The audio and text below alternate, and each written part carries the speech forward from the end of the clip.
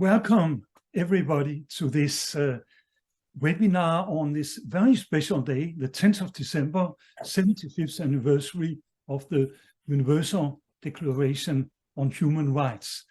And today we have the great pleasure of welcoming, first of all, the president of the ICA, Mrs. José Kirps, to make some introductory statements. Over to you, José. Thank you, Jens, for your introduction. Hello to all of you, dear archivists and records managers, dear colleagues and friends. I'm very pleased to be joining you today on December 10th to celebrate the 75th anniversary of the adoption of the Universal Declaration of Human Rights. This declaration brought together representatives from a wide variety of backgrounds, representing regions all over the world, and for the first time set out fundamental human rights that were to be universally protected. ICA is committed to helping the world uphold and protect these fundamental rights. Archives help us to hold people and governments to account, while also ensuring that we do not forget our past and hopefully learn from it. The ICA section on archives and human rights was created to focus specifically on this intersection of archives and human rights around the world. And I'm very pleased to be able to greet and welcome, even virtually, Trudy Huskamp Peterson, the former chair of SAHR, to speak to us today. Trudy was named ICA Fellow in 2022 in Rome, an award which is given to those in the international archives community who have given distinguished service to ICA or to the cause of archives at the international level. We look forward to hearing Trudy speak about the close relationship between archival materials and selected articles of the Universal Declaration on Human Rights. She will also introduce a new online knowledge base created by the SAHR, which is a practical tool to help build knowledge, skills, and capacity among professional archivists to help them manage archives with human rights implications. May this anniversary celebration be a day for all of us to reflect on the importance of archives in the protection of human rights and to think about how we can individually and collectively help uphold and advocate for these rights around the world. Thank you to SAHR, thank you to Trudy, and thank you to Vitor da Fonseca, the actual chair of SAHR, to all the members for your commitment and for your wonderful work. Thank you very much for your attention. And now, Jens, I think we are going back to you. Yeah, thank you. Thank you very much, Mrs. President of the ICA, José. Thank you so much for this introduction. You have put into perspective the topic of the webinar today. So I would like to thank you warmly for sharing your thoughts. Now we will move on towards the presentation of Trudy Peterson. First, I will again welcome you all warmly and say a few introductory words. The Universal Declaration on Human Rights is a visionary statement. It is a narrative of the possibility of the citizens of the world to live together in peace, freedom, and justice. It was forged 75 years ago today against the background of terrible tragedies, sufferings, and crimes against humanity. Today, the world is facing a different reality, but not less daunting. We still need an alternative vision for humanity, as bad as ever. We need the vision of the Universal Declaration of Human Rights to guide us to practical, concrete actions. This webinar is about how archives and archivists can support the declaration. So I now have the great pleasure of introducing a personality who doesn't need any introduction of all. She's well known to most of us. Trudy Huskamp Peterson is universally respected in the archives and records management community and well beyond. She is, as José Kirps mentioned just a moment ago, ICA Fellow, and she's the former chair of the section on archives and human rights. Trudy has played and still plays an outstanding role in enabling archivists and archives around the world to support human rights. 14 years ago, she started publishing, then in December 2009, she started publishing archival comments on the Universal Declaration on Human Rights. And she has also been the editor of the newsletter where she published these comments in as many years, for 14 years. So today, Trudy will demonstrate and discuss the relation between archives and the articles of the most important, probably the most important document of the 20th century. So you're all invited to ask questions to Trudy Peterson during and after the talk by using the question and answers option on the screen. Questions can only be asked in writing in that way. After Trudy's presentation, which will last about 45 minutes, there will be a question and answer session. And after that, we will move on to a launch of a new knowledge base on archives and human rights. Trudy, the floor is yours.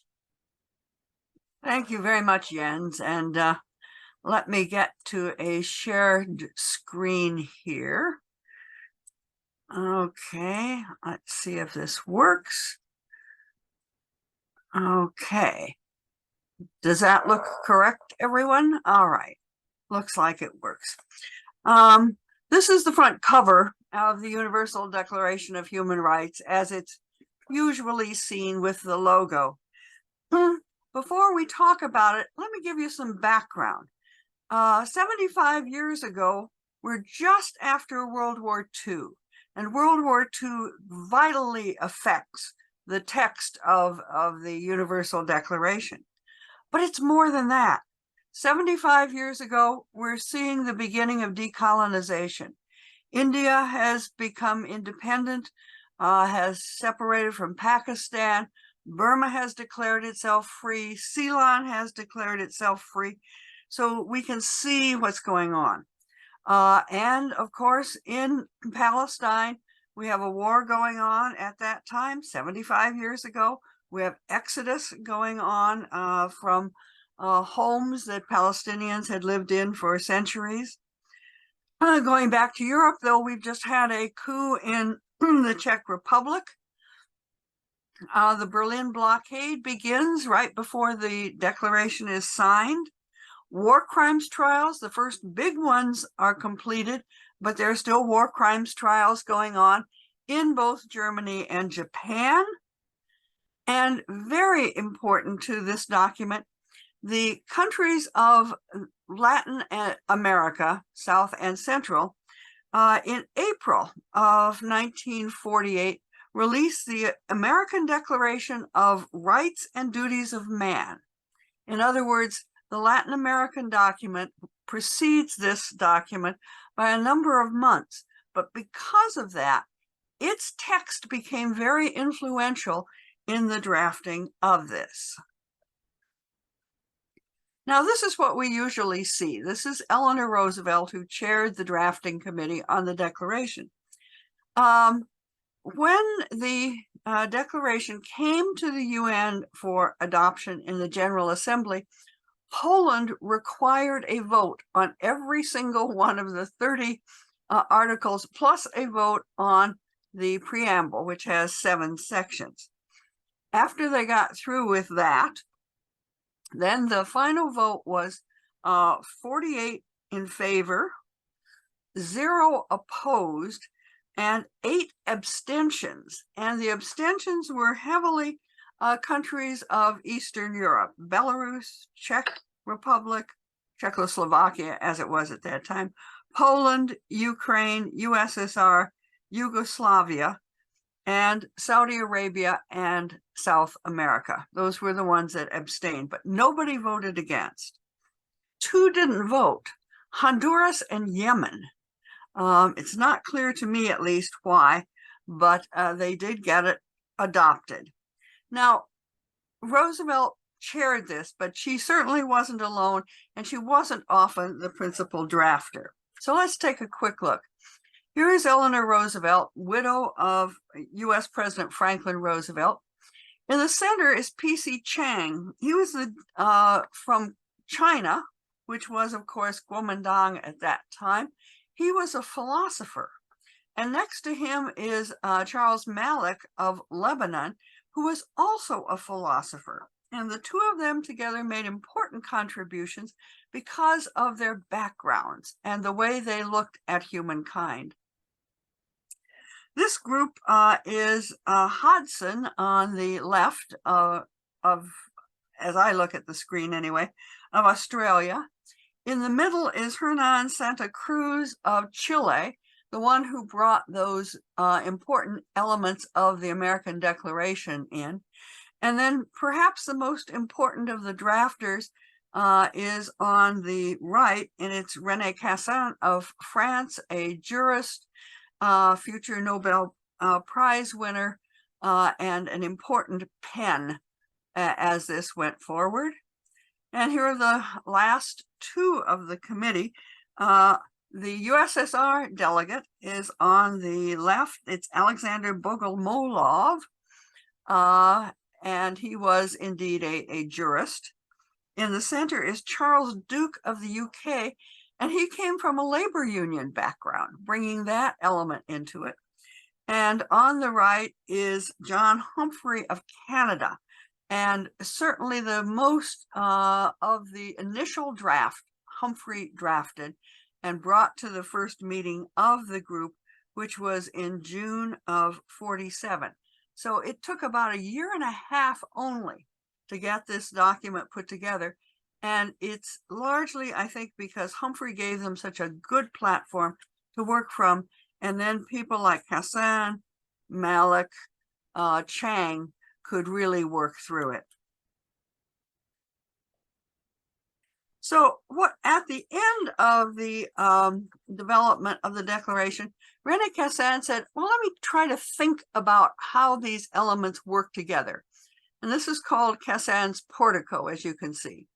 And he argued that the preamble, which has 7 clauses, and he's got 7 steps there, and then the first 2 elements on dignity, liberty, equality, and brotherhood form the foundation. Then he says there are a set of articles, 3 through 27, which are 4 pillars. And they have different kind of rights that they are discussing in those elements. And then the top, the pediment, as he called it, the last 3 articles show duties and limits and order as an important element in the Declaration. Now, I'm not going to read you all 30 articles, but I am going to go past them. And for each one of them, then, I'm going to show you an item, a reflection on that article that has something to do with archives. If you want more information on any of the articles and items that I mentioned quickly, please do let me know, and I'm happy to share resources, links, and so forth. But here we go, down into the foundation. We're going to look at these first 2 articles. All right, everybody's born free and equal. Well, here's a gay couple that had twins.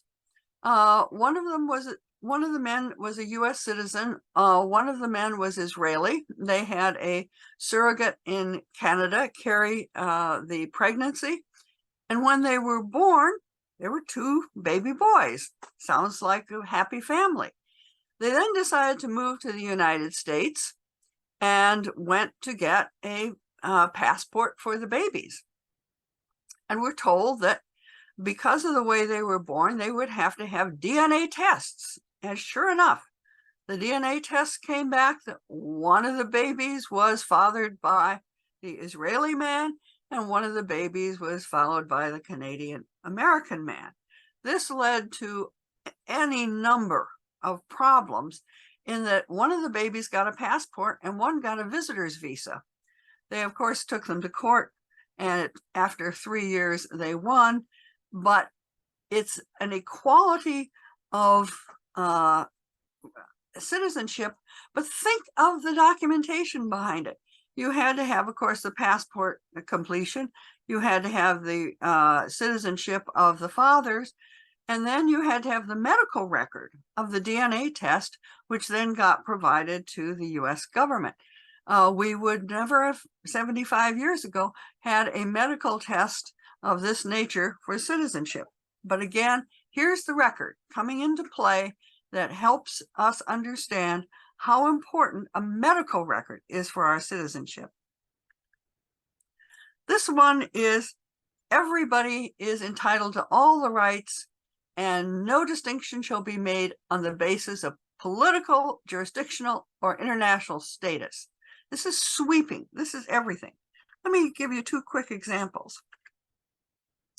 The world in 1945, 1/3 of the world's population lived in dependent territories. Now, the question for an archivist is, what do we have as evidence of these dependent territories or colonies in most cases? Oh, we've got lots. We got purchased. The U.S. purchased Alaska. The U.S. purchased the Danish Virgin Islands. We have treaties. We have, of course, invasion. We have government military records of an invasion. We have legislative records of acquiring territory. We have diplomatic records from many countries agreeing with, protesting, or simply ignoring these different kinds of takeovers. But here, take a look at this one. This is women's right to vote. And the right to vote without prejudice is in that previous article. And at the time that the Declaration was adopted, 75 years ago, of the 48, my goodness. Okay. We got to try this again then.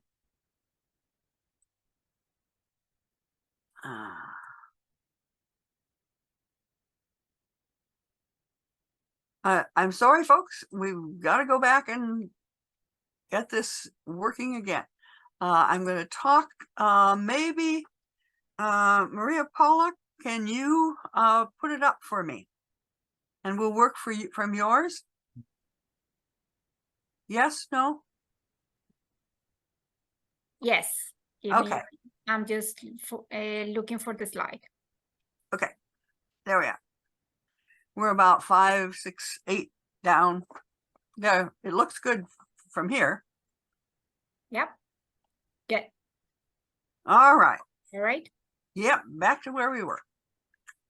Past the babies. All right, and we're past the dependent time. There we go. Of the 48 countries that voted for the whole declaration, 12 did not give women the right to vote. One of the countries who abstained, South Africa, also didn't. But I think it's interesting that you could sit there and vote to say, yes, everyone's entitled to all the rights, and then realize that all women are not entitled to the right to vote in your country. Okay, so we're done with that foundation down there with dignity, liberty, equality, and brotherhood. Now let's take a look at the first pillar, which is about, in Kassan's view, life, liberty, and personal security. Okay, first is very simple. Everyone has a right to life, liberty, and security of person. Well, what happened in 2015 was there was a discovery that brain specimens from Nazi victims were still kept in the Max Planck Institute for Psychiatry in Munich. And this became, of course, a great scandal. Various committees were set up to try to solve whose body did this sample come from. They used every record you can imagine. The private institute where these are held, Nazi records from the German National Archives, hospital records and clinical records who had treated the people originally. And in some cases, they went back to indeed personal estates papers because you had researchers who had used these and worked with them and whose papers were still extant. This has been going on since 2015. There was a previous use of this material in an attempt to solve it, but this particular one, the study committee, which has been using archives all over, is supposed to have finished 2 months ago in October.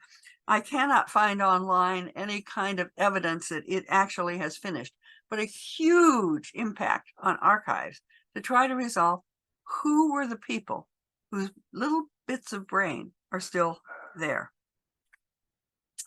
4 is slavery and servitude. No one shall be held in slavery or servitude. Well, here's an example. The comfort stations of the Japanese military. As some of you know, a group of 9 different organizations holding records of the comfort stations applied for UN World Heritage status for those materials. Best of my knowledge, that has not yet been granted, but in the process of finding these in 9 different countries, including, by the way, Netherlands, because some Netherlands nationals were in Indonesia at that time, which, if you remember, was a Dutch territory. And some of the Dutch women had been caught up in these comfort stations. What was interesting to me is, yes, of course, you have the records of the Japanese military, but they found that in Burma, one of the Japanese men who was managing the comfort stations, it was his job, actually kept a personal record of what had happened, and that now is available to see exactly how a comfort station was run. And of course, the question of compensation is still ongoing. Lots of records behind it. This is cruel and inhuman or degrading treatment. Way too much of that. I could have picked a lot of images. Here's one we've all seen. It's the shame of the US. It is torture in the Abu Ghraib prison in Iraq. And the interesting part of this is not official. It is in a military facility. It isn't a prison. It was a prison run also by contractors. So you have contract records for the prison, but the photos were taken by somebody with a private camera. Look at the man in the picture on the left. And those photos were leaked. And so journalists then had records of this. So as this scandal started to evolve, we had all kinds of these pictures going forward. I have lost you, Maria Paula.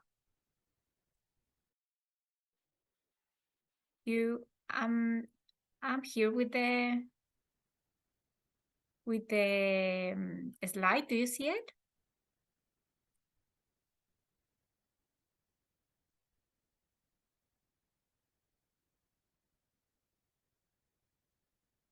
Jens? Hi, Trudy. Do you hear me? Trudy, are you there?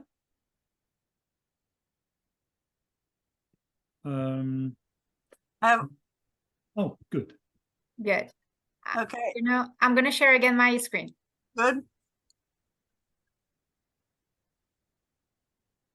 Technology is wonderful until it isn't. Exactly. I'm here. Do you see my screen? I do. It's wonderful. Great. Okay. So, right to recognition as a person before the law. Unfortunately, too many of these questions today as well. My problem, Maria Teresa, is I can't change the screen now. Oh, there we go.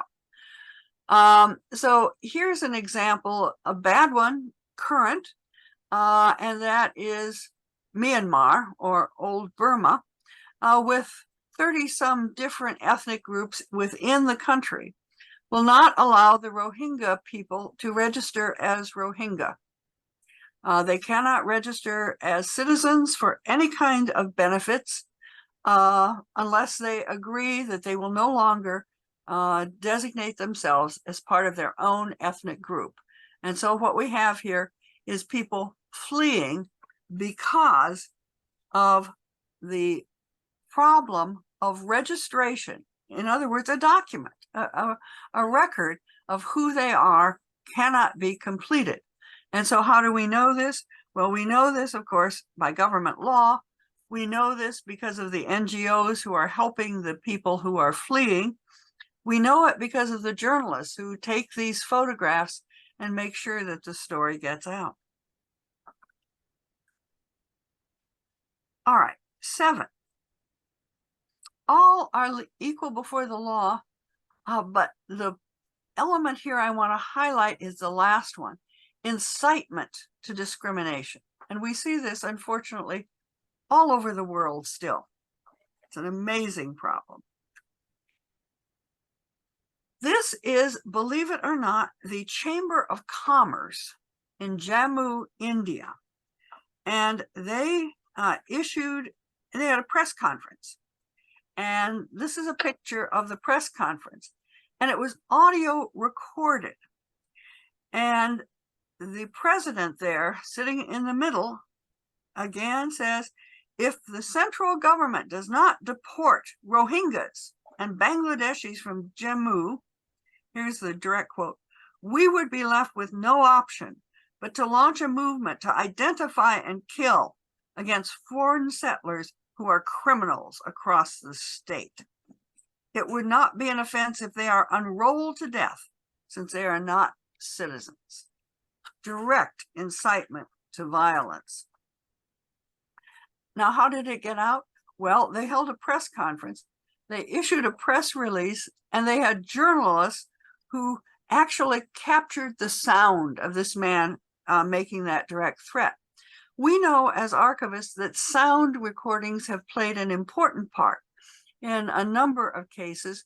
One of the most famous probably is the trial in the Rwanda court trial, the International Criminal Tribunal for Rwanda, where the man who was responsible for the Rwanda National Radio was tried, and the recordings from the radio were played at the trial, showing how the radio had been used to incite the violence against the Hutu people.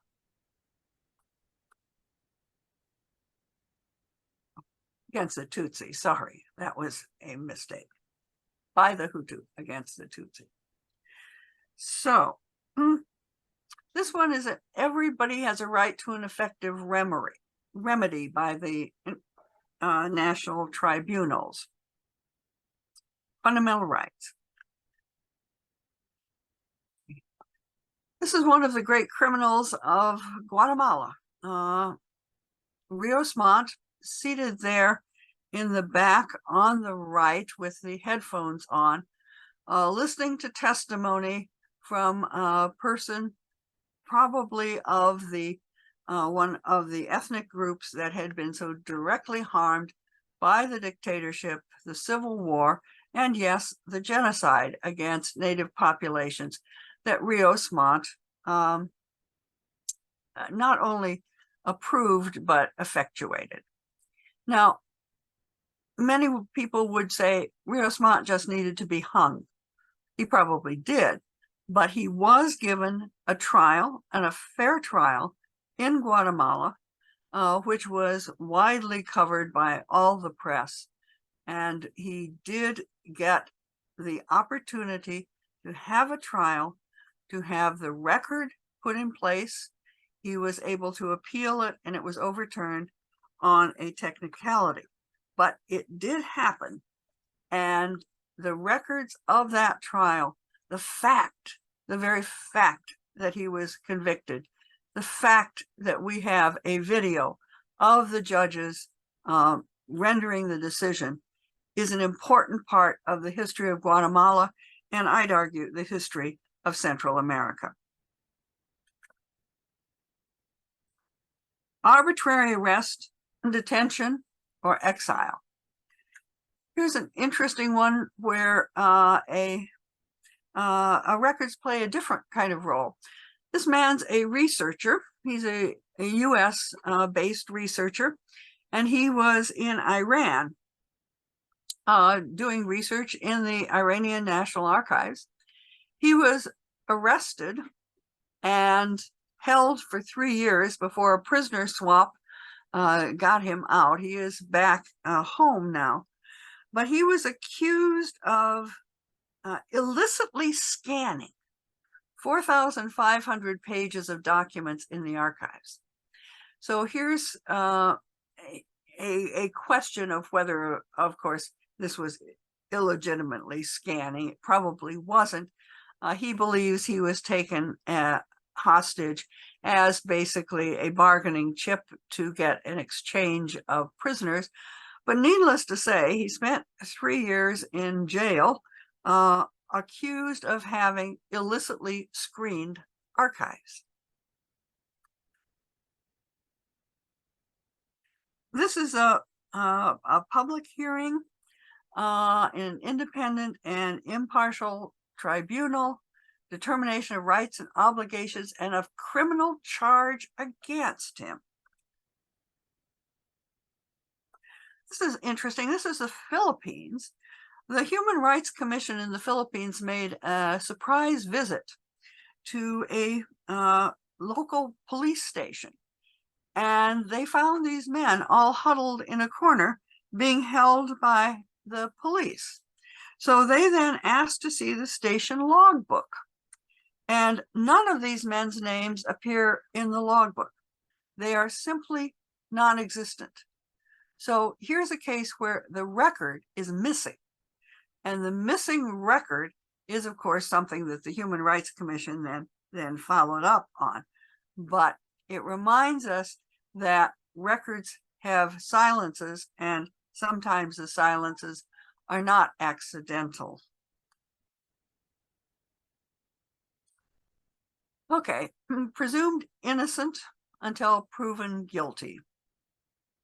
And again, nobody should be held guilty of any act or omission which didn't constitute an offense at the time when it was committed. This was one of the articles that had a lot of controversy as the declaration was written, because of course that was the argument that the defense of the Nazi officials made, saying that the work that they had done during the Nazi era was in accordance with the law that existed that time, and how could they be tried? And clearly the drafters of the declaration didn't want to upset that verdict at all. And yet they also wanted to make sure that fairness, in which somebody was actually aware of the law that was occurring and aware that they might be breaking the law, was indeed true. So this is the very careful and interesting language that they crafted. Now, here's a look, we hope, there we go, This is an image of the deporting of about 20,000 people from Estonia in 1949 and taken to Siberia. Now, I put it in because what has happened is years later, that is in 2006, this case came before the European Court of Human Rights, and it upheld the conviction of 2 men who had participated in evicting these Estonians and sending them to Siberia. And to get to that, of course, you had to have files of the security services, but you also had personal papers. And now, of course, what you have is that court testimony, which in the future is a record that shows that, yes, indeed, this really did happen, and that people indeed were punished for it. Okay, now we're going to move on to pillar 2, and that is rights in civil society. And we have a few of these. And the next one is really important to archives because this is the first time we see archives, in other words, correspondence, actually referred to. And it is the one of which any kind of argument about privacy has to fall. There's lots and lots of this. But take a look at this. This is business records. And a company says that they are going to implant microchips under their employees' skin, and then they can show where the person was when they came into the office building, how they paid for food in the cafeteria. And it says, well, it's not mandatory, but they're doing it. Think of the privacy issues. Think of having a chip in your hand every time you go to the bathroom in your employer's location. So business records, like government records, like personal papers, also have enormous potential as holding information relevant to privacy and human rights. Here we have a series of 3 articles that talk about the freedom of movement. And right now, with the refugee crises around the world, these articles are incredibly important. Everyone's a right to freedom of movement inside the state, right to leave the country and return to his country. It doesn't say that there is a right to be taken in by another country, but the right to return to the country. This is Kosovars fleeing in 1999 as Serbia at that time pushed into Kosovo and actually was doing ethnic cleansing. Now, what happened and why this relates to documentation, come on, there we go. This is a wonderful photograph. This is a British captain, and he's in Kosovo. And when the Kosovars fled, at the border, the Serbian guards made sure that they took no documents out of the country. No marriage license, no a deed for an apartment, no record of having worked somewhere, and certainly no passport, no birth certificates, no marriage licenses.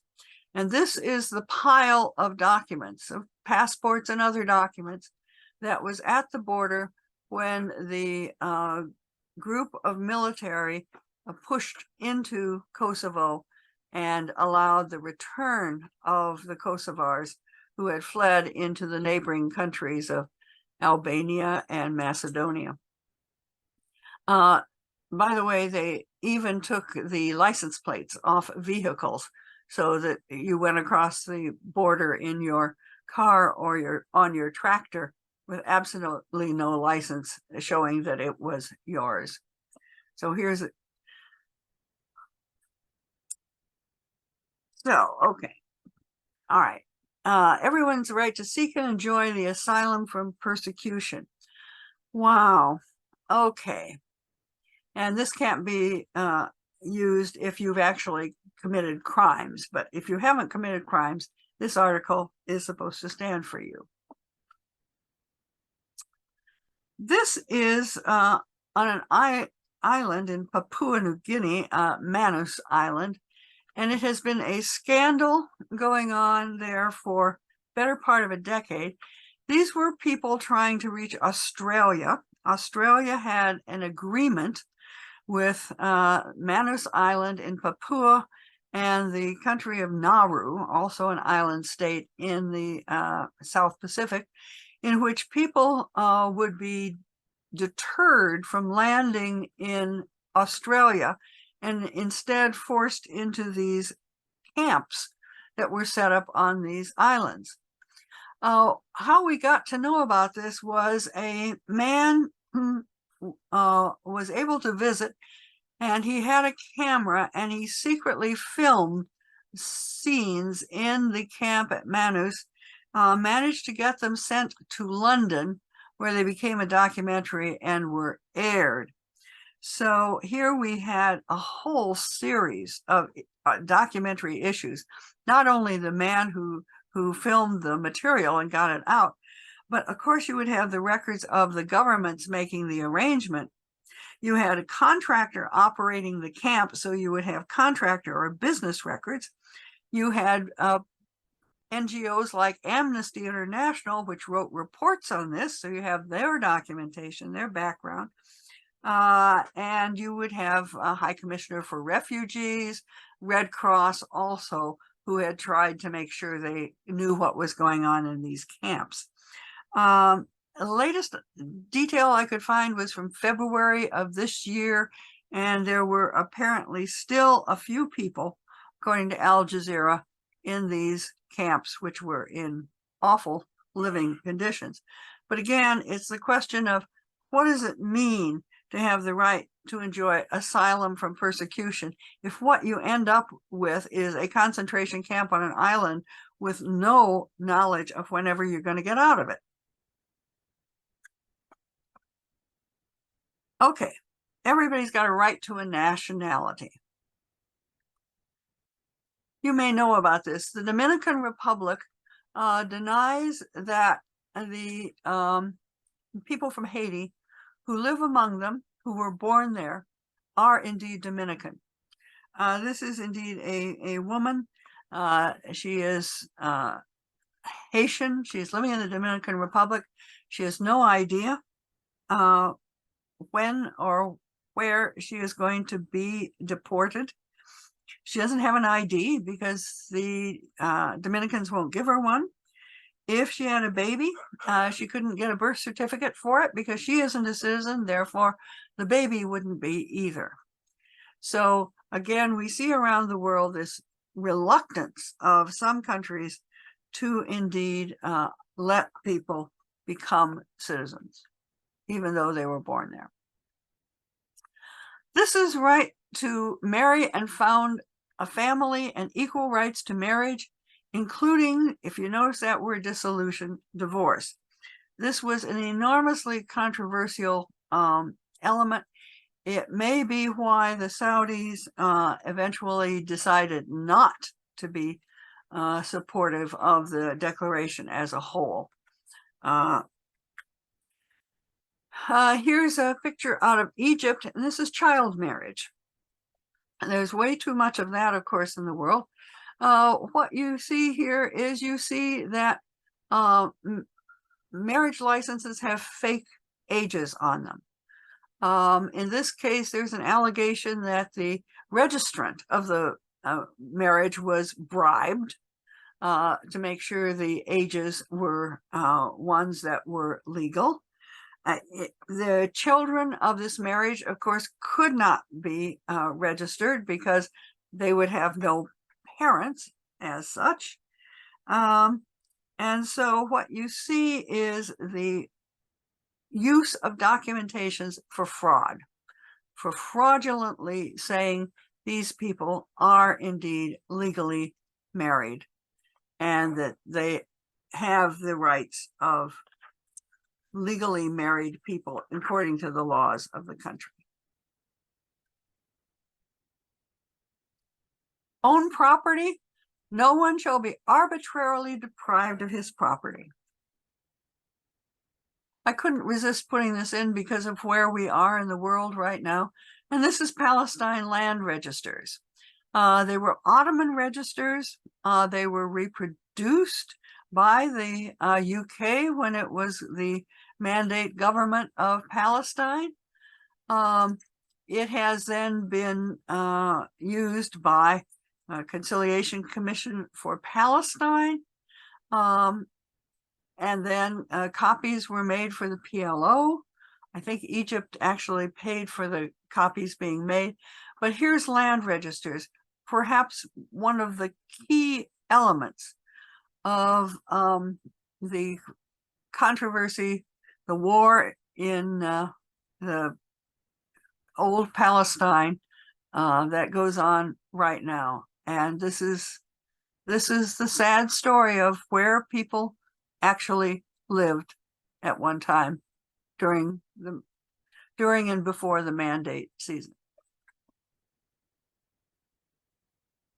Okay, those were pretty grim. Let's look at rights in the polity, as he calls it, or political rights.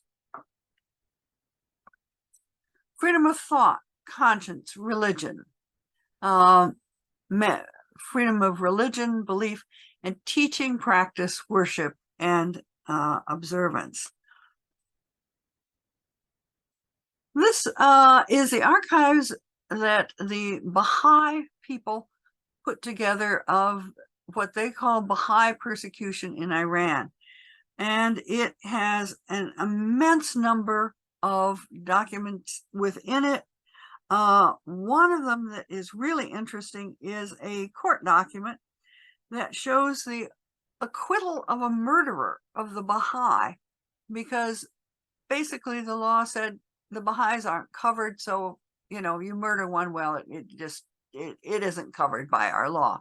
But they have taken documentation from everywhere they can find and put it together and posted it online, so you can draw your own conclusion as to what they consider persecution.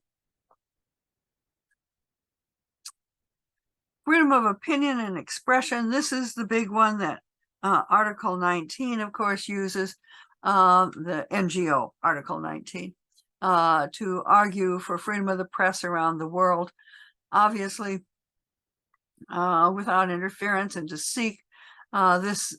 If you have heard the recent numbers, I think we're at 56 journalists who've been killed now in the conflict in Israel and Gaza. That would certainly be a part of this story.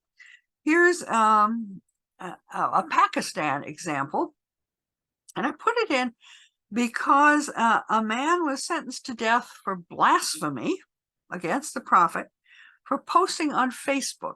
And we have to realize now, of course, that all the social media are documentation that go along with rights. And this is a protest about Western media, i.e. Facebook, and his ability to post on there what they considered blasphemy. And he was indeed sentenced to death over it. Freedom of association. That's us. This is ICA. We have the right to peacefully assemble and associate, and nobody has to be compelled to belong to it. And what you see is that this all starts to come to the questions that dictatorial governments have about who is association with who. And this is a document that was from the Condor case in Argentina. And it says that the basic mission of the teams is to be sent overseas to liquidate terrorist leaders. But look down at that last or second to the last sentence. Another proposal under study includes a collection of material on membership, location, and political activities of human rights groups in order to identify and expose their socialist and Marxist connections. Similar data reportedly are to be collected on church and third world groups. This is exactly what that article tries to prevent. Okay, everybody's got the right to take part in the government of the country. This is indeed women issues again, but genuine elections, and you can express your opinion. Okay. This is Bahrain in July of 2016. And at that time, the court had ordered the main political opposition group, which was a Shia group, dissolved. So the courts ordered the opposition dissolved and the assets liquidated, which you have to assume includes records. And here's another big archival issue when we talk about human rights, and that is seizure of records. This group had its records seized, we believe, and so the people in Argentina who ran Condor would have been happy because they got the records. But we know that there is a problem of seized records, and it's quite frequent around the world. If you want an article about it, I looked at the problem of seizure recently, and it's published. Okay, now we're turning to economic, social, and cultural rights. The complaint about the declaration has always been that it didn't focus enough on this. Let's see if you agree. Entitled to Social Security, what do you get? Well, this is a US one, and it shows that government surveys are one of the critical ways we understand what kind of social services on Social Security are indeed provided to citizens in a country. But government surveys, census data linked to this is also an important way that we document whether or not the right to Social Security has indeed been accomplished. This is the right to work, a free choice of employment to just conditions.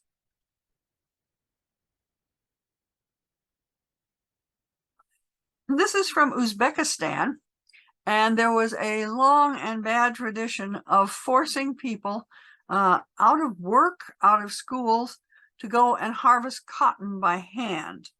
And the government records showed that workers were forced to sign contracts saying that they were happy to do this work. So yes, you must leave your employment. No, you don't get paid for it, but yes, you sign a contract, you're happy to get work. Personal papers, of course, showed this. NGOs, especially something called the Cotton Campaign, worked hard on this. And about 2 years ago, Uzbekistan's cotton was finally, for the first time, harvested without the use of unpaid forced labor. So there's an NGO campaign that was really useful, and it turned on the contracts, or lack thereof. Everyone's got the right to rest and leisure, reasonable limitation of working hours, holidays with pay. This is a woman in India working in brick making. India is particularly bad at the businesses of making bricks. I mean, it's good at making bricks, but the businesses tend to employ workers with no records, whatever. No names, no hours, no paid leave, no look at child labor. So it's a case where the lack of the records is very, very severe. And the businesses simply say, you know, I'm contracting for X number of bricks. How you make them, I don't care. Well, no, that's not where we need to be. Standard of living. And it also says lack of livelihood in circumstances beyond his control. Let me show you one of the most egregious beyond control. This is the atomic bomb in 1954 that the US set off in the Marshall Islands, and it damaged the health and the livelihood and destroyed the property of hundreds of Marshallese. And the effects are felt till today. Everybody's got a right to education. Elementary education is compulsory.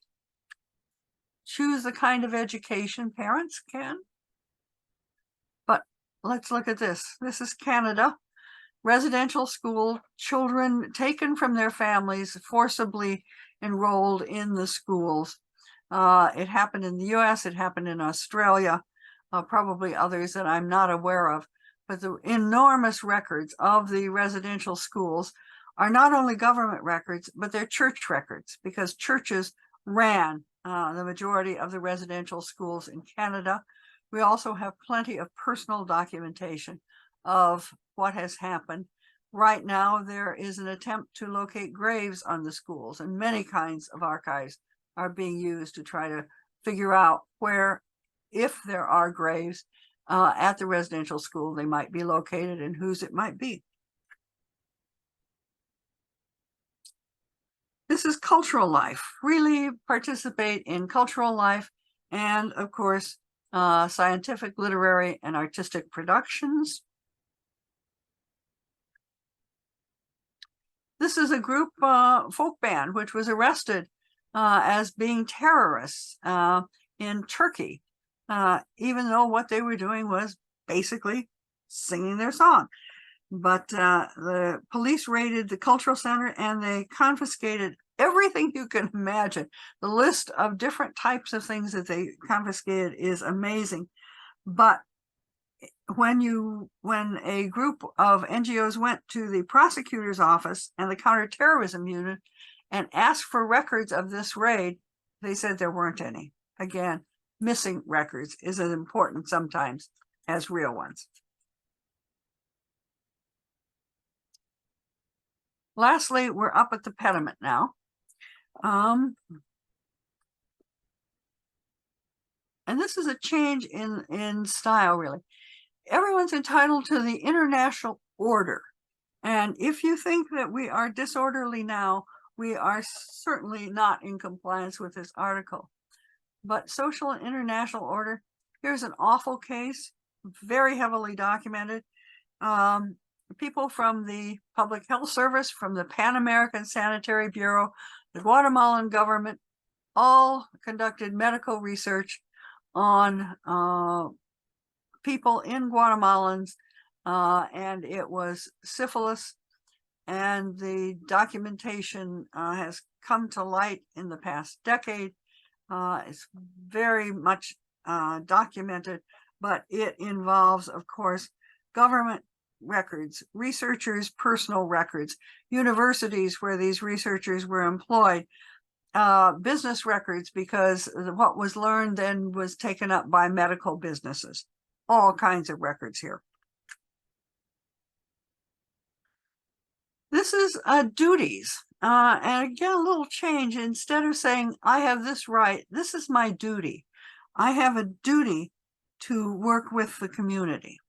I shall only have limits determined by law. And here you see a complicated one. Here's a sex offender registry. And what does it say? Well, it really says that something that we would think would be private normally, for the good of the community, needs to be made known. And so here's a document being exposed that would in most senses be privacy, but they were saying there's a communal need for this.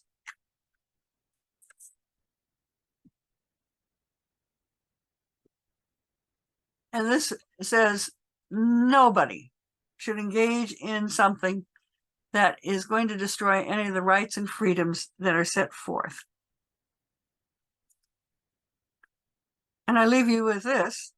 Look at the potential global climate change on human health with records of science, of universities, of governments, of NGOs, of personal papers of scientists, of records that journalists take, of photography, of aerial photography, every kind of record you can imagine, we need to evaluate the global climate change on human health.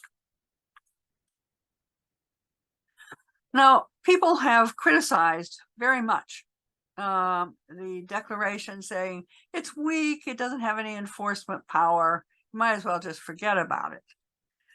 But I'm going to say to you that it elevates the rights of individuals in a way that we've not seen previously in any kind of document. This says we individuals are important. And I think that's the lasting value of the declaration. And if you'd like to read some more about it, let me leave this up for a little bit, but if you contact me, of course, I will give you these. Here are the big books, a couple on the declaration itself, and then ones on the principal drafters. Eleanor Roosevelt biography, biography of René Cassin, of P.C. Chang, and of John Humphrey.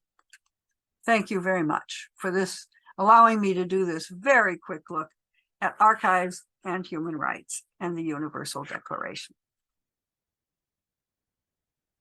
Allow me to say, wow. Thank you so much, Trudy.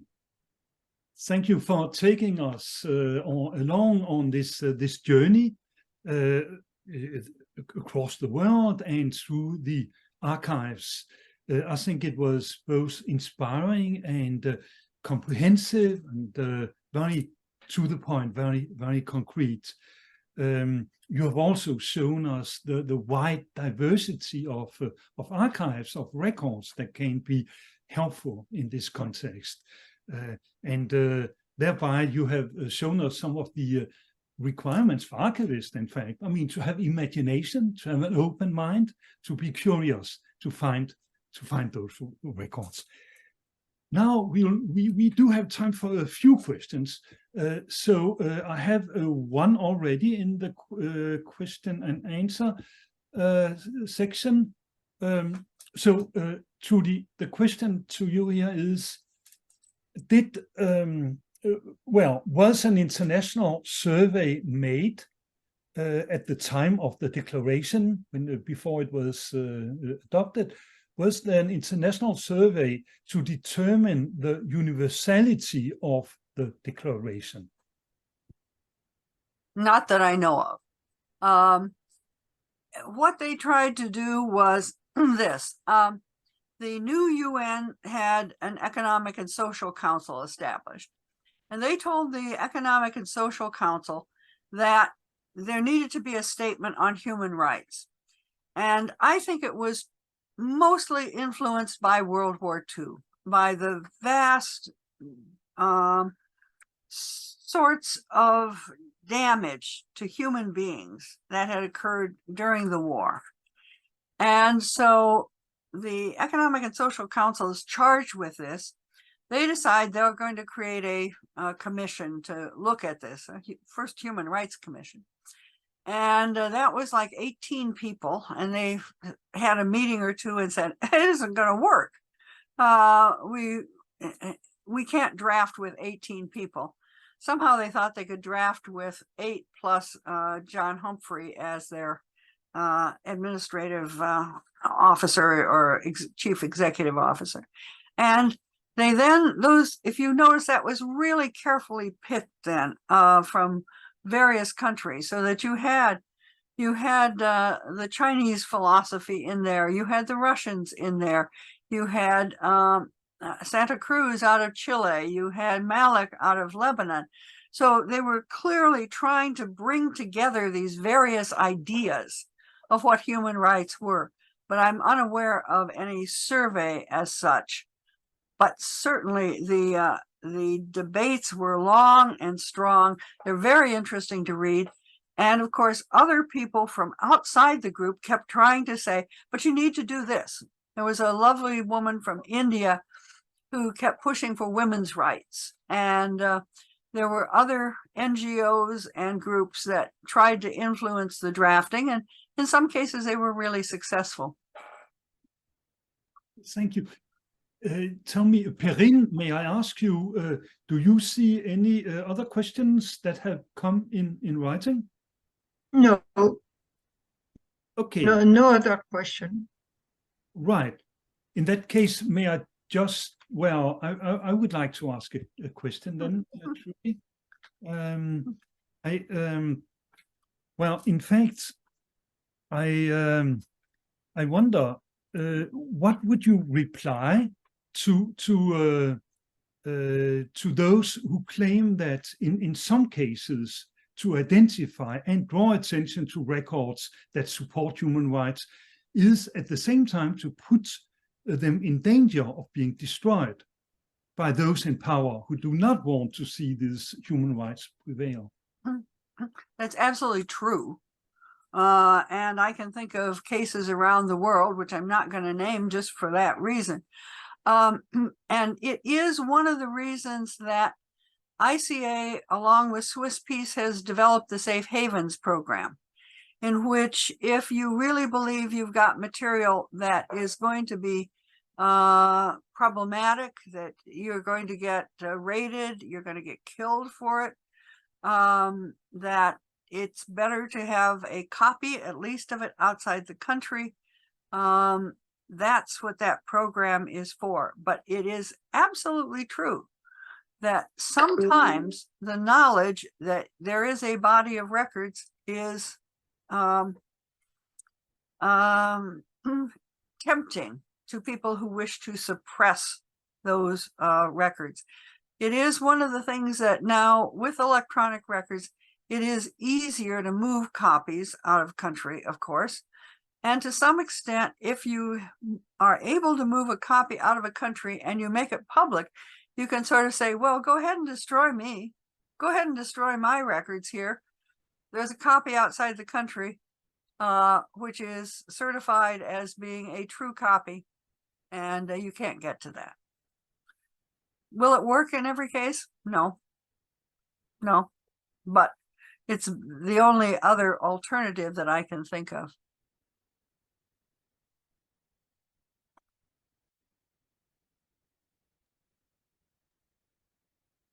Jens, you have another question.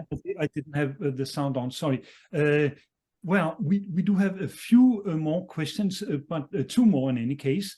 One, it's very large, in fact, as a question, but maybe you could pick an example, Trudy.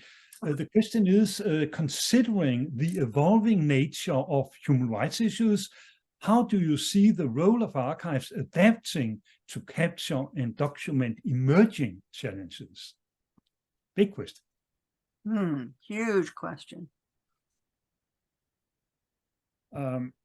Maybe if you took climate change. Yeah, that's what I'm thinking of too.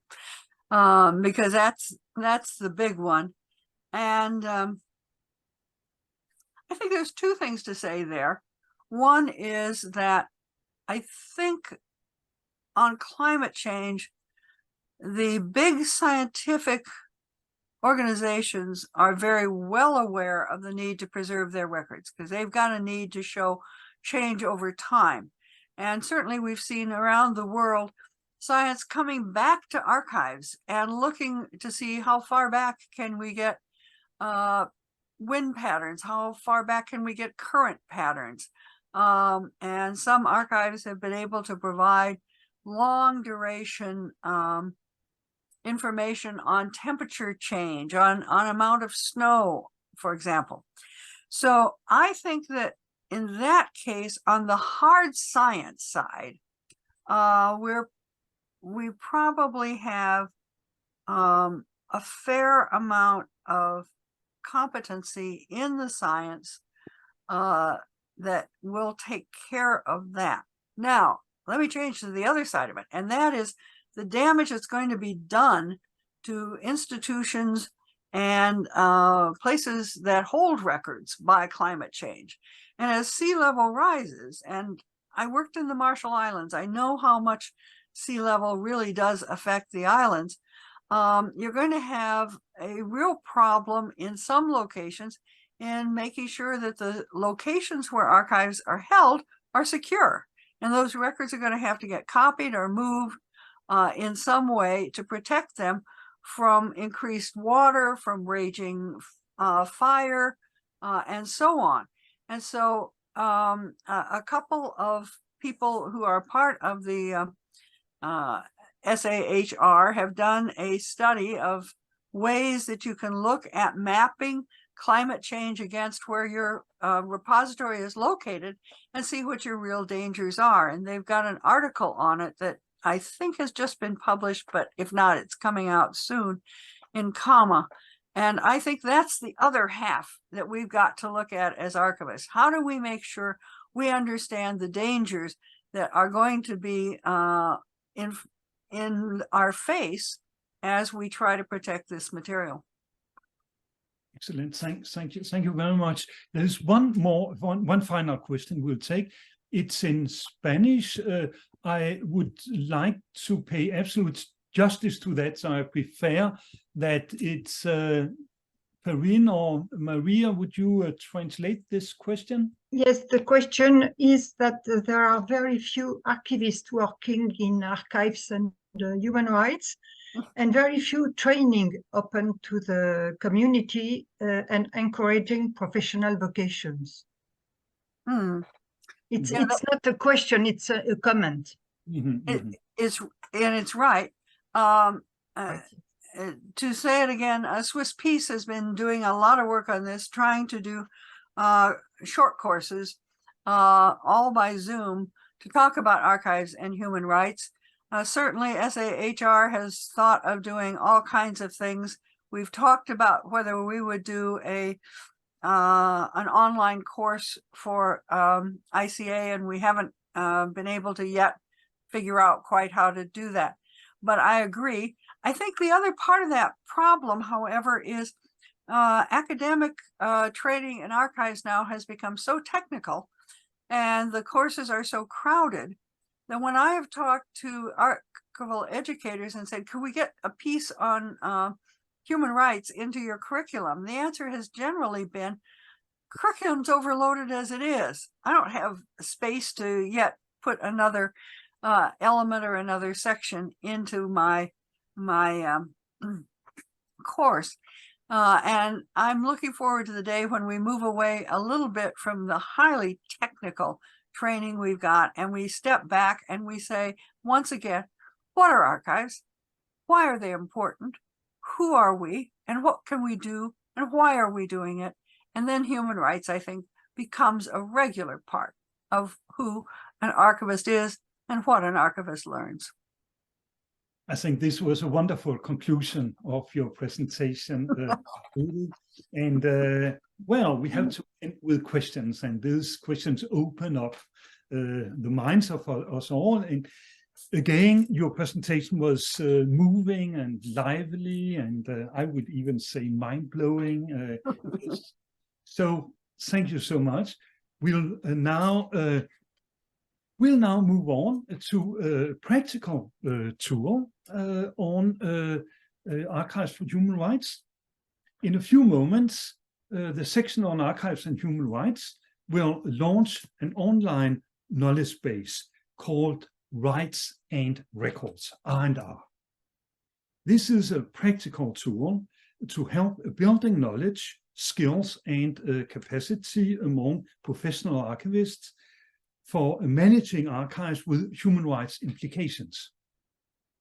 The tool has been developed with funding from the Program Commission of the International Council on Archives. It will be presented by Romain Le Dauphin, who is an archives, records, information, and data specialist in the field of transitional justice. Romain is the project manager of the knowledge base. And I want to add that you may ask questions for Romain, of course, for the knowledge base. We can take a few questions after his presentation that will last for about 15 minutes. And then please put your questions in the question and answer section on the screen. Thank you. The floor is yours, Romain. Thank you, Jens, and hello, everyone. Thank you for staying with us for an additional 10-15 minutes. And thank you for Trudy for this great presentation. So we are taking this opportunity of the 75th anniversary of the Universal Declaration of Human Rights, but also of the founding of the ICA, to launch a specific tool at the section on archives and human rights of the ICA, which we have called the Rights and Records Knowledge Base. I'm gonna share my screen now, so hopefully I can show you some slides. There we go. So I hope you can see my screen. Yeah, colleagues? Yeah. So where is this idea coming from? In the past years, the section has been very much involved in publications. Among others, the section has been involved in the publication of the special issue of ICA journal, a special issue on archives and human rights. And it was in 2021, and also a few members were involved in the publication of a massive book and a very important reference for this field. This is the book called Archives and Human Rights. And we have today Jens and Perrine, who were heavily involved in the publication of this book. And we thought at the section that it was, I mean, all this work which was done in the last years, we had to build up on this, and we wanted to really use it and make it as much as possible available to the public, to people. So we thought that all these references, but also all the footnotes which were used, they deserved to be centralized and organized in a specific tool, so people could actually refer to them easily and access directly to the references. So that's how the idea of a knowledge base came up. So here on the screen, I've put the link. rightsandrecords.ica.org. There is also a small QR code if you want to access it through your phone. And on the left, this is the homepage of the knowledge base. So the section wants to be a catalyst to build knowledge, skills, and capacity among professional archivists for managing archives with human rights implications.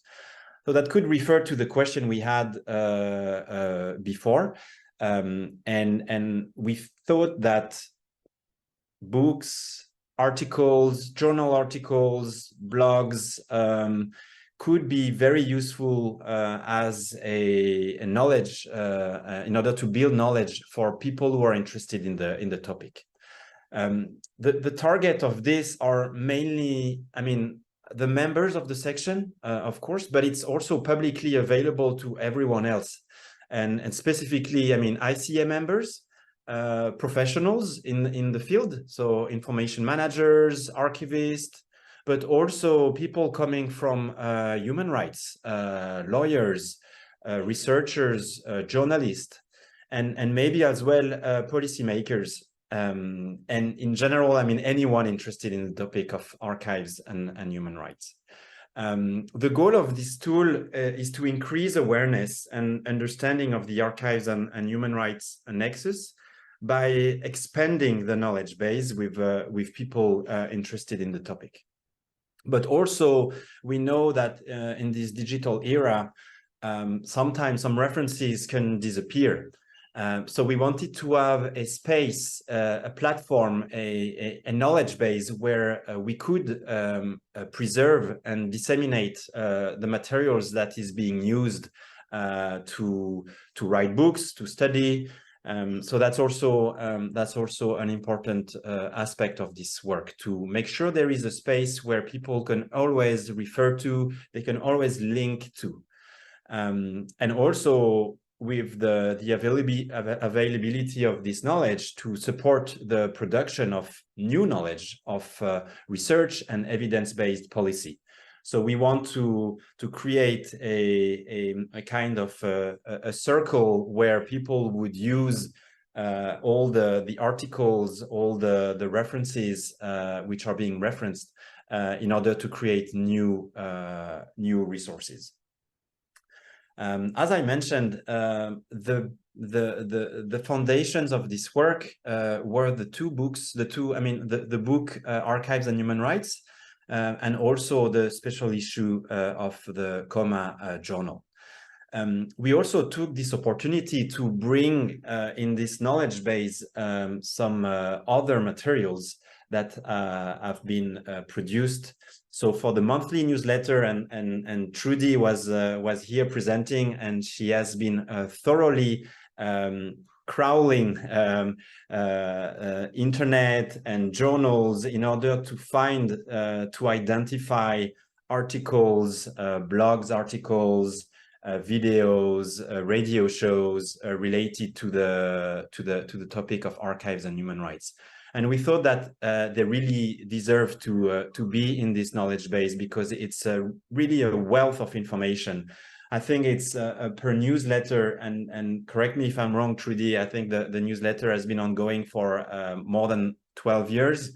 And for each newsletter, we have approximately 100 references. So that represents a lot of references.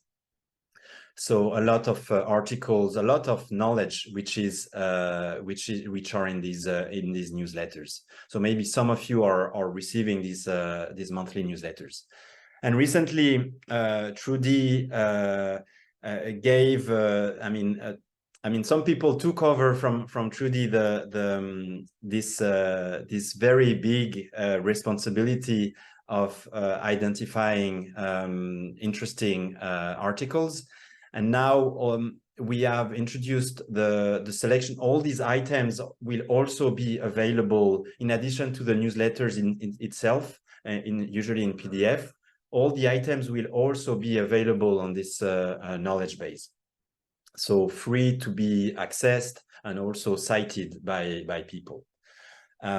So the monthly newsletter represents like a very big collection.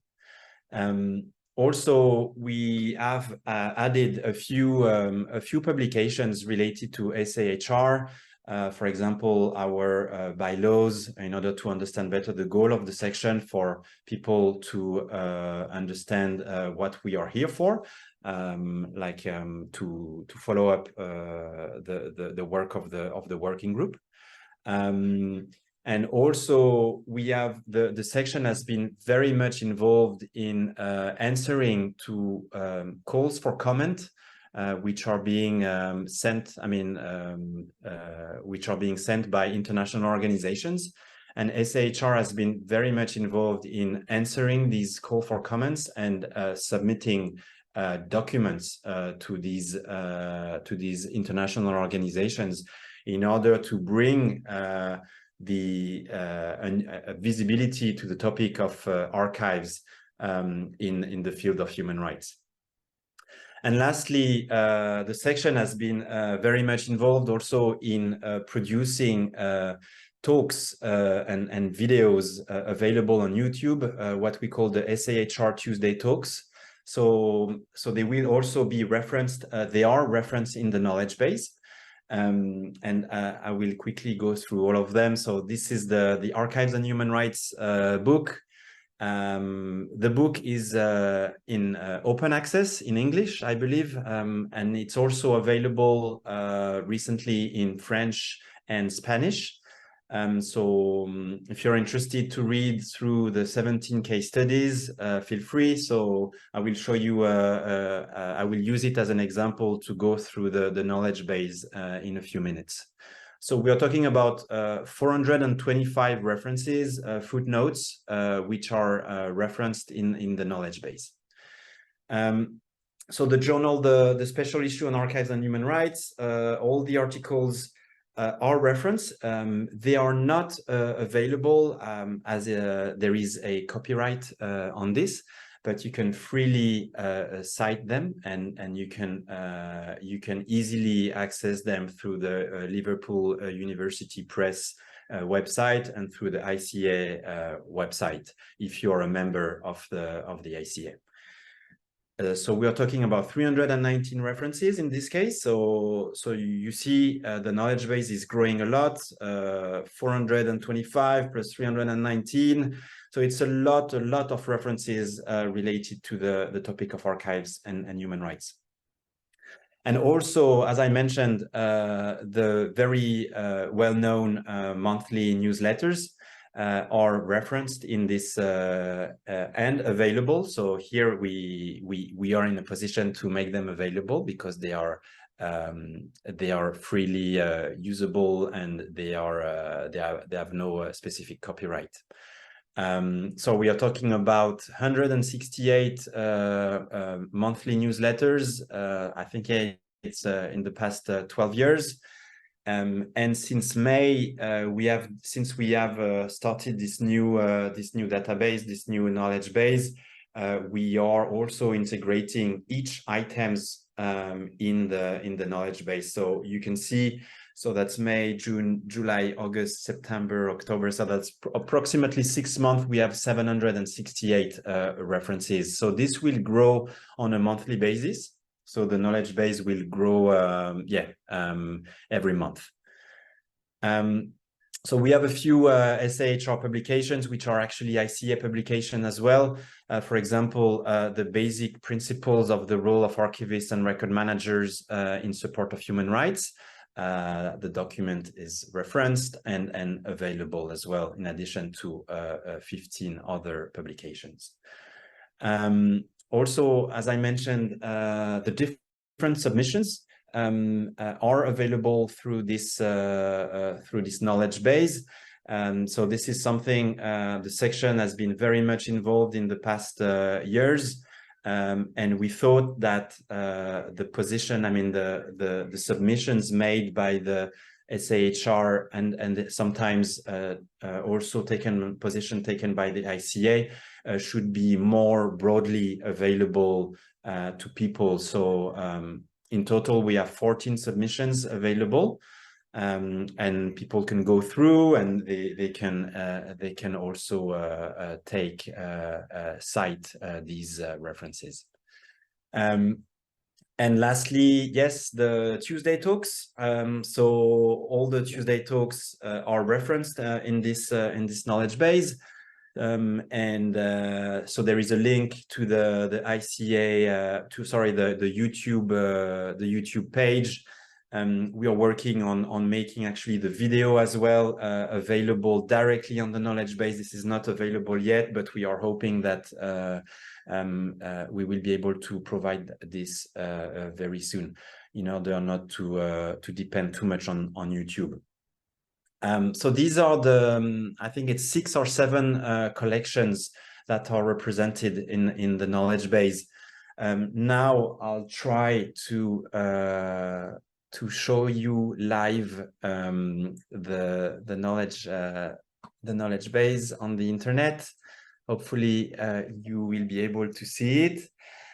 So this is how it looks like with the brand new visual identity of the ICA. Thank you to Maria Paula and the communication team. It looks very good. So you can see on the left, you can explore by the different collections that we have established, the references of the Archives and Human Rights book, the references of the COMA special issue on archives and human rights, the monthly newsletters, the newsletters items, the publications, the submissions, and the Tuesday talks. So this is one way to go through. I'll show you in a few minutes. You can also look by resources. So this is what we call a facet research. So you can look for books, specifically conference papers, for example, journal articles. So because most of the journal articles have copyrights. You will be able to find the references, but not the actual article. So hopefully you are a member of an academic institution, so you can access those articles through your own means. But due to copyright issues, we were not able to make these journal articles available, not all of them at least. We also have a few podcasts, a diversity of formats represented in the knowledge base. Of course, we have everything can be researched through years. You can see it goes back to the 18th century because we have also, I think I can show you here, is the Declaration of the Rights of Women from 1791, the rights of man, the rights of man and the citizens. So that's why it goes back so that's not a mistake, but it goes back to the 18th century. So you can also browse by languages, yes, you can see that a lot of different languages are represented. Right now, the interface is only available in English. We are hoping that this will change in the future, that we can make this interface available in Spanish, French, at least, and in the future, more languages. Also, one other facet research available is if the resource is available online or not. So I wanted to show you maybe an example. So this is the references of the Archives and Human Rights book. This is how it looks like. So you can click on an item and you will find a small abstract, the date. In this case, there is a DOI because it's a journal article, and also the link, the direct URL. As you can notice, this reference is not, the article itself is not available because of copyright issues. But you can also use, you can use this link if you want to cite. You can also use this link in addition to the DOI. So I'll go back to the previous page. Sometimes you will see some icon label on the right. This means that the document or the item is available. So in this case, this is the actual book, Human Rights, Archives and Human Rights, which is available. So if I click here, I will access directly to the PDF of the book. Because it's in open access. So you will just have to remember the small dove. It's not a Twitter link or an X link. It's a dove. So this is the signal to show you that the reference is available directly online. So that's it for the quick let's say demonstration. Let me just wrap up now and see if there is something else I can show you. I invite you to browse and to look at it and to share the link with your colleagues. So right now the ICA website is being refurbished, renovated, so the link will be available on SAHR webpage on the ICA website. But the link, you have it already with you, and you can, it's already available. The website is available. I'll just go back quickly to the presentation. So this project was possible thanks to, as Jens mentioned, thanks to PICOM funds in 2022. So we would like to thank the ICA and PICOM for making this available. And we thought that this year was a good timing to launch this because of the 75th anniversary. Yeah, if you would like to become a partner, if you have resources you would like to add, you think could be useful to add in the knowledge base, or if you have any suggestion on what should be or what should not be, please email us at sahr@ica.org and put rights and records knowledge base in the subject of your email, and we will try to answer you as quickly as possible. So I will stop now and maybe take a few questions if there are any. Fine. Thank you so much, Romain, for this very clear presentation of this extremely helpful new tool. And indeed, it is so appropriate here on the very day, the 10th of December, for the 75th anniversary of the Universal Declaration, that you offer this to everyone, in fact, and to be used and to be developed, extended, and so forth. So thanks a lot. I think we have a question. Just a sec. All right, it's yeah, there's a question here, a technical question, I think. Will you consider use of the Pinpoint app, google.com, for identity search by names, places, dates, etc.? Pinpoint. I'm afraid I'm not, I don't know this technology, the Pinpoint, the Google Pinpoint technology. So I will have a quick look and see what I can do. So unfortunately, I can't really answer this question yet, but I will take good notes of it and do my research. Thank you, David. Okay, thanks, Romain. Well, I would like to add a question, though. One of the big challenges with such databases is sustainability. I just wonder, have you any thoughts about this? Right now, this is clearly a wonderful tool. Well, in 5 years, in 10 years from now, it would be great if it was still there and developed and so forth. Have you any thoughts on how you will ensure sustainability? Yeah, thank you, Jens. It's a very good question because there are so many databases that after a few years, they are not available anymore. So ICA has been around for many years now, 75 years, if I'm not mistaken. So we hope that this database, this knowledge base will stay with ICA.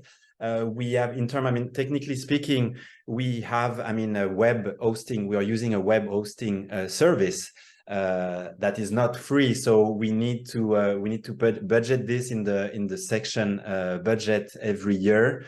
So of course, this is a cost that the section has been willing to take. But in terms of the longevity, hopefully, yes, we can in the next years we can maybe we can discuss with the ICA on how to make this sustainable and not dependent on the section budget. But yeah, this is a big challenge. Maybe also the Internet Archive could be something we could think of if they can crawl the knowledge base, so in order to safeguard it at a specific time. But this, yeah, it's about money, and it's about keeping in mind that yeah, we need also to maintain. In terms of the technology, I did not mention it. We are using an academic tool called Zotero, a reference management system called Zotero, which is behind the scene. And we have a developer with us which has developed a system, an API to bring the Zotero library on a public website. The technology is called Kerko, K-E-R-K-O. All the information is available on the homepage of the knowledge base. So hopefully, yeah, the developer will be still around, and but we are confident that this is a tool which is here to stay. Great, thank you. We hope and we trust that indeed. Thank you so much, Romain, the project team. And well, it is time to wrap up. So I would like to thank everybody involved here today. Trudy Peterson, of course, José Kirps, you, Romain, Le Dauphin, and also I would like to thank behind the screen, I mean, Maria Paula from the ICA Secretariat, Perrine Canavaggio, who has played an essential role for making this possible, and everybody else who have been involved. So may I just say that this webinar has been recorded, so you will be able to see it in whole on the ICA website if you wish. And finally, I would just like to draw your attention to an event that will take place next year. That is the next First Tuesday talks. Romain mentioned them briefly, and it is organized by Perrine Canavaggio. And on the Tuesday, 6th of February, there will be a webinar with Elena Chemkova, who is the co-founder and executive director of Memorial, the Russian human rights NGO. So this will be in Russian, but translated into English. Also, I'm sure this will be an extremely interesting event. So it's just left for me to say thank you all for attending, and see you soon again, I hope. Bye now.